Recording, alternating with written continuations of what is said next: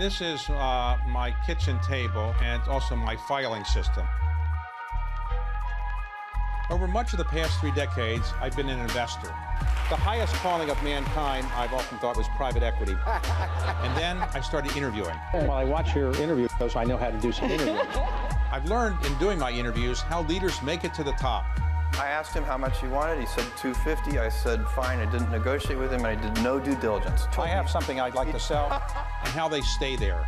You don't feel inadequate now because being only the second wealthiest man in the world, is that right? I'm in Chicago today at the headquarters of McDonald's, and right now I'm standing in their toy hall, which has the toys from the most popular Happy Meals. I interviewed today Chris Kempczinski, who's the CEO of McDonald's, and I wanted to ask him why their French fries are so good, why their Coca-Cola tastes so good, and why McDonald's has been able to succeed over more than 60 years and become the largest restaurant chain in the world.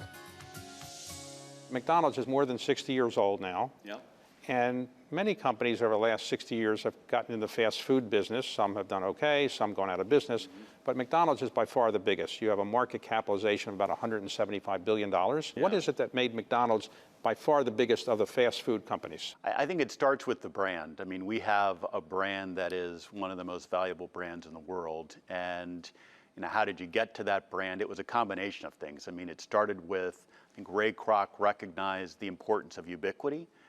And so that was part of the genius or genesis of doing a franchise model, because with a franchise model, he could get capital deployed, get restaurants built more quickly than he could if he was trying to do this all on his own. So that was one idea. I think the second was the production system, the speedy production system. It guaranteed a quality of the experience that people knew no matter where you went, you could get a consistent experience at McDonald's. And then it certainly came from our attachment in the local community. One of the things that also Ray Kroc was very focused on was building the brand at the local level. That's why he wanted the franchisees engaged in the restaurants. And so you saw getting involved in schools, getting involved with birthday parties, all those things. Those were all part of building the brand that ultimately now I get the benefit of protecting and hopefully further shining the arches. So you are the CEO of this company for the last couple of years, and as you've been doing this, have you had to deal with the COVID problems in particular?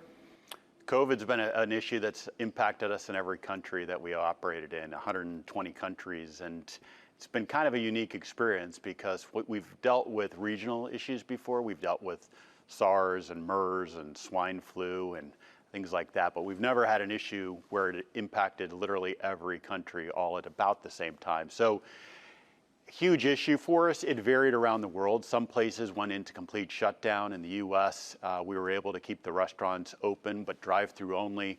And that was, I think, part of where the genius of our system came to light, which is if you were trying to manage this situation, everything from Chicago, it never would have worked. The fact that we're a locally owned company with franchisees, they're able to act much more nimbly than we could from the center. And somehow or another, knock on wood, a year later, we are in a very strong spot, and it's hard to believe, really. So when COVID hit, many people didn't go out anymore. They weren't buying McDonald's products, other people's products as well.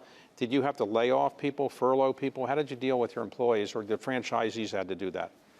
Yeah, we didn't lay anybody off, certainly from the company standpoint. And our franchisees went through quite a bit of effort to make sure that either through government programs or through things that they could do on their own, that they kept attached to their staff, that they kept the staff working and available to the restaurants. And so I think, while we have 40,000 restaurants, I don't know every particular situation. By and large, we were able to retain our workforce through all of that. What did you learn through COVID about how to manage the company differently, better, or some other ways that you would have not probably learned if you had not gone through COVID? I certainly think one of the things that we saw was our ability to stay connected through technology.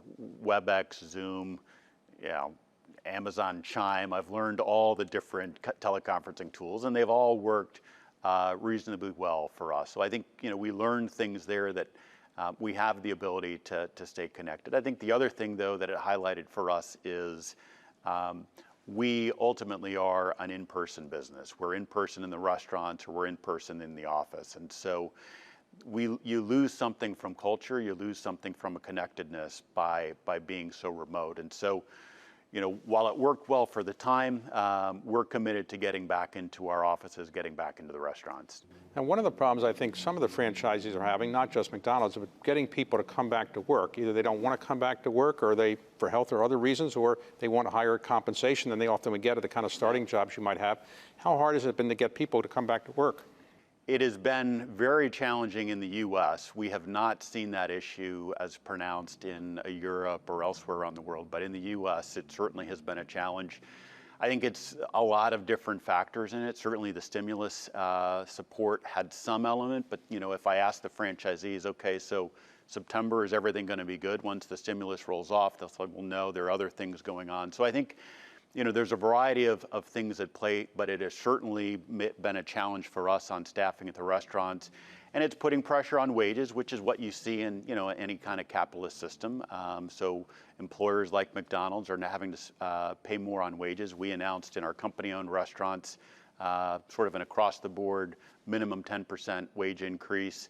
That has been carried forward by many of our franchisees. And I think we're just having to get creative about how do we get people to come and interview for a job at McDonald's. And you're seeing our franchisees do things like, hey, $50 for an interview, or free iPhone after 90 days. I mean, that's sort of all the things that we're having to come up with right now to make sure we can staff the restaurants. But most of the people who are young who do work at McDonald's, are they minimum wage people and they go up for minimum wage, or are you above the minimum wage, the legal minimum wage now?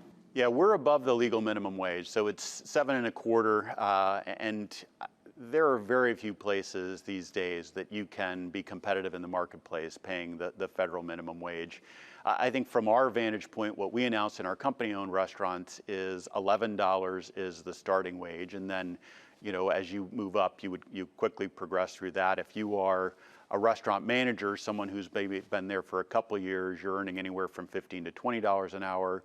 And I think that's been largely, you're seeing a similar type of thing with our franchisees. So while we don't collect information around what is, the average wage paid by our franchisees, I would expect it's probably about $10 that we're paying right now, just because, again, the marketplace is driving it. And I think that's always been one of the questions is, is this something that you want to be legislated or want it to be in the marketplace? Our view is, we're going to do whatever we need to be successful as a business, but we also don't oppose if the federal minimum wage is addressed either. So during COVID, there were some problems you had at some franchises, I guess, where there were some strikes or something, employees weren't happy. What was that all about? We always have something going on at McDonald's around the world. There certainly, I think what you're referencing, there were some protests about either were we doing enough to protect essential workers, which is how we were deemed as a business. We went to a lot of effort there to make sure that we provided PPE and did other things like social distancing in the restaurant, but we had protests on that. We'll get protests around wage rates. That will crop up. So the thing about McDonald's is no matter what is happening in society, you can be certain it has some permutation that affects McDonald's. And it's both the challenge of the job, but also what's interesting about it.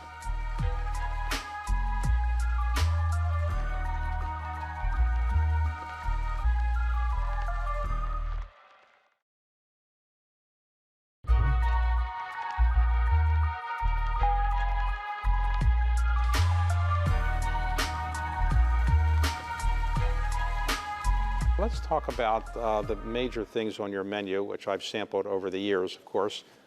So the most popular thing that you have on your menu, is it a Big Mac or a Quarter Pounder or the French fries? Well, I mean, from a volume standpoint, the fries are by far the biggest. Within sandwiches, probably the Big Mac. It does vary a little bit around the world, but the Big Mac is probably up there. Well, the fries are intoxicatingly difficult to avoid eating once you start one. Yep. Can you tell us what's the secret? What do you put in the batter or the cooking oil or whatever you do? That is the secret, or is it the potatoes? What is well, it? We have a room here that I haven't taken you to that has all the secrets on that. But I would just say there's a lot of things that go into it. It's starting with where we get the potatoes from, and we have proprietary relationships with that, how those potatoes are then processed, what we will put on those potatoes, and then ultimately how they're cooked in the restaurant, the cooking oil that we use, the amount of salt that we use. So there's a lot of things that go into the secret recipe. Some people might say the French fries might not be that healthy. Some people might say that. I don't know if you would say that. What would you say about that? I'd say, what we try to do on our menu is to have choice. So we have a variety of things on our menu, from more indulgent items to, healthier items. And, it's no different than if you go to the grocery store. You can go to the salad bar or you can go to the ice cream section. And that's how we approach our restaurant, which is about choice. The other thing, though, I get asked a lot of times, well, why don't you have more of this? Why don't you have more of that? Or why did you get rid of this?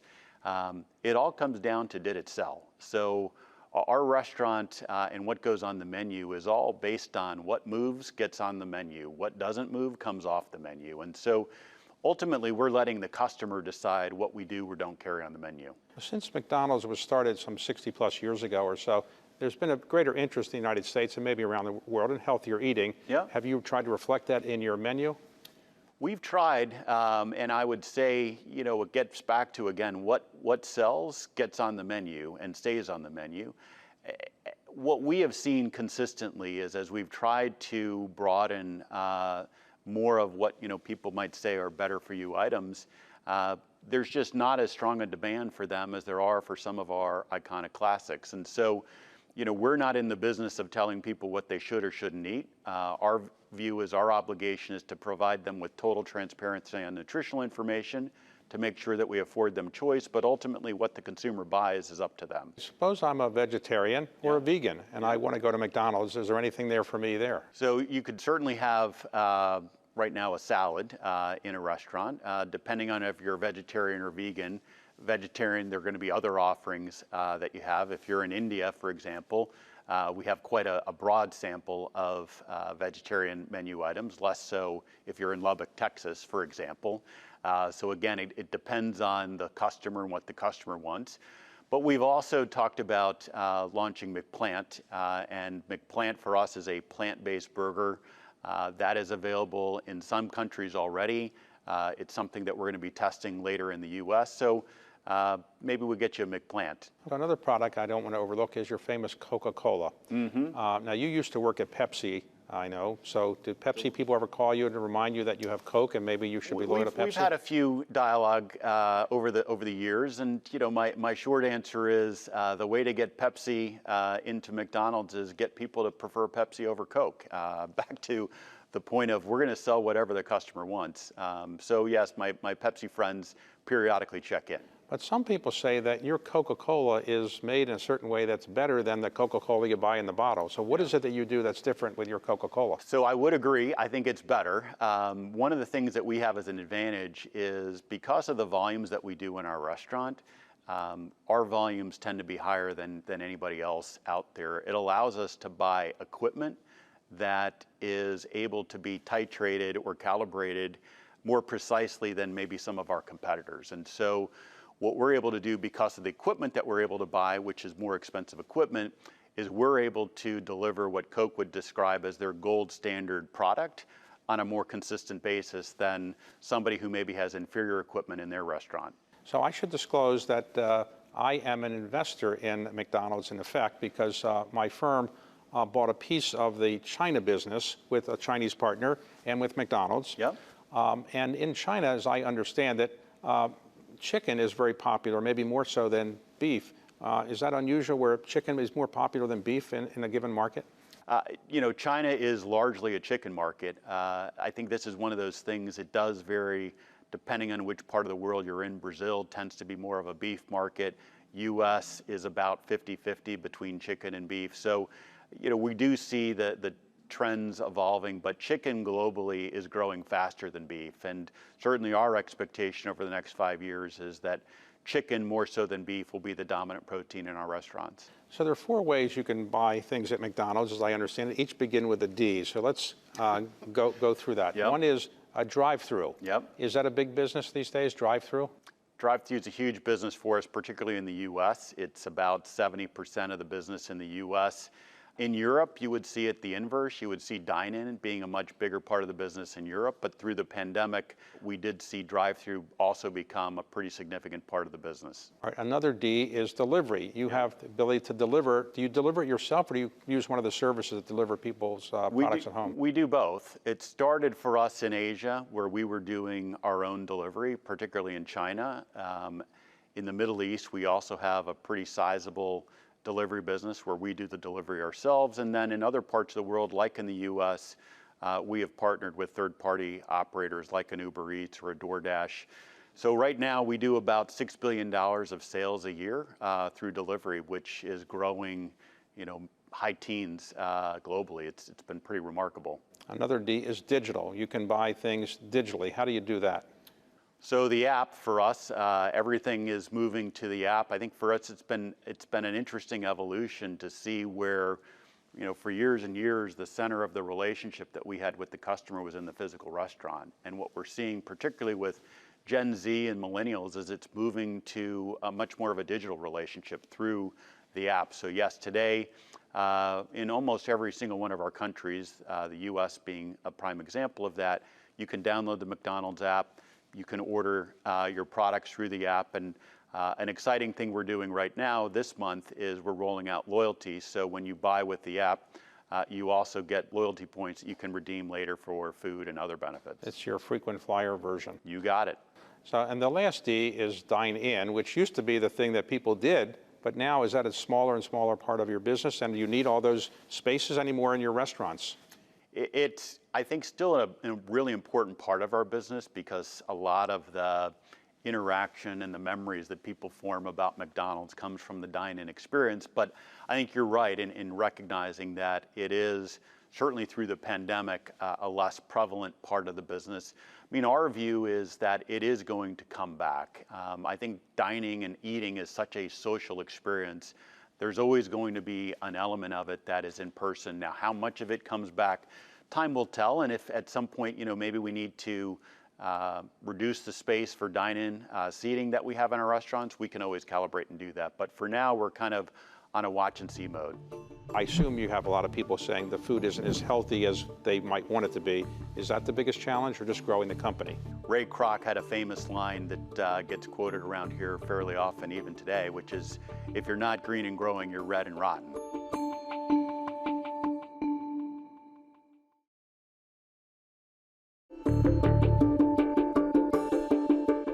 Let's talk about your background. Where did you grow up?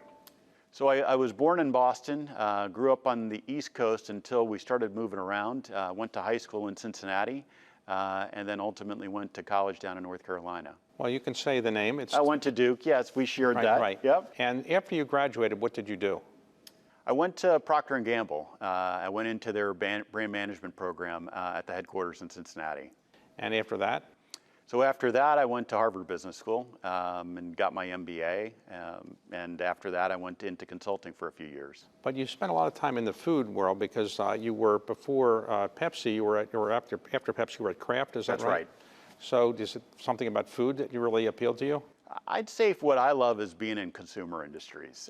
For me, what I really find sort of energizing is having a tangible product that I can see, touch, feel, et cetera.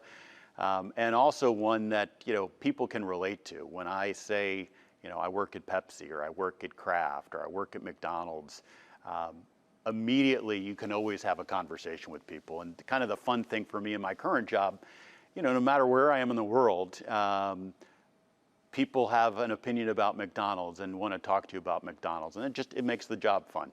So you came here in, what year did McDonald's? I was here in 2015. Okay, and then you rose up pretty quickly to become the head of Americas. That's right. And then in 2019, you became the CEO. That's right. And the stock is up and the market cap is up about 20% since then, so I assume your board is happy?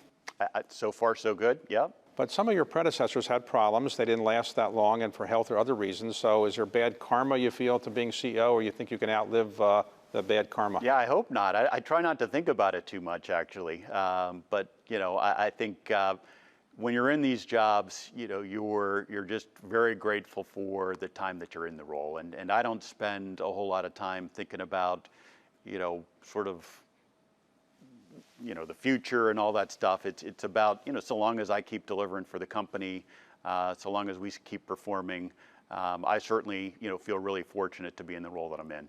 So it's a global company. Now that COVID is not behind us, but certainly receding a bit, are you traveling the world, or you expect to travel the world more? I do expect to travel starting next month, and between now and the end of the year, I've got 5 international trips lined up. When you travel internationally, you're trying to tell the local franchisees to work more, do a better job, or what are you trying to do when you travel? Are you recruiting franchisees, or are you telling them why your new food products are going to be good, or what? Yeah, there's a variety of things I'm trying to get done. When I'm out there, the biggest thing is listening. So, hearing what's on the mind of our franchisees, hearing what's on the mind of our people. That's one thing I'm looking at. The second is making sure that the strategies that we're talking about at a corporate level, are they cascading down, and are we seeing those in the restaurants? A lot of times what can happen is you think you've got clarity around what the strategy is, and then it doesn't actually end up getting executed. So I'm looking at the connection between our strategy and is it showing up in the execution in the restaurant. I also will just spend time being a little bit of a cheerleader. When I go into the restaurant, as you would imagine in the role, it's about creating excitement and appreciation for the crew working in that restaurant. So I try to do some of that. And then I also make time when I'm traveling to meet our young up-and-coming employees, kind of our high potential. So there's a variety of things I'm doing. So when you meet with your local franchisees anywhere in the world, do you have lunch at McDonald's, or do you say, let's go somewhere else? We will always eat in the restaurant. Dinner, we typically will go somewhere other than McDonald's, but breakfast and lunch will always be in a McDonald's. And do you ever go to your competitors' stores and kind of see what they're doing to get some new information? We do. Usually don't stay there too long. Usually the service isn't as good and the food isn't as good either, but we will go in there to just check. So McDonald's is always coming up with new products. Everybody's coming up with new products in every line of business, but you're always coming up with new food products that people will presumably like. But do you taste them all yourself, and do you have to approve a new product, or you just say, I've got other people that do the food tasting? Yeah, we have a great menu team. It's their job to work typically with franchisees and ultimately customers to develop the new food items. Occasionally, I might just say, hey, I'd be interested in trying that. The team will usually humor me on those types of things. But if you don't like it, what happens? Nothing, ordinarily, other than just it's interesting that you didn't like it. Where I do exercise as CEO authorities around our core menu. So you can't touch the Big Mac, you can't touch the Quarter Pounder, you can't touch the fries, you can't touch hamburger, cheeseburger, and make any changes to those without my approval. But outside of the core menu, you have a lot of latitude, and certainly on new items. So what do you think is the biggest challenge of being the CEO of McDonald's? Is it just keep growing the company, or I assume you have a lot of people saying the food isn't as healthy as they might want it to be. Is that the biggest challenge, or just growing the company? I mean, I think it's about, as a business, we have to be growing. And Ray Kroc had a famous line that gets quoted around here fairly often, even today, which is, if you're not green and growing, you're red and rotten. And I think that philosophy is part of our business, which is we are a growth business. So how do we grow is a big part of it. But where it'll come up is, and things like you were talking about, for example, the menu items, if we're perceived as not meeting the needs of customers, we're not going to grow. So if customers are seeking healthier food options and we're slow on delivering those, it's going to impact our growth. So that's what I view my job is all about.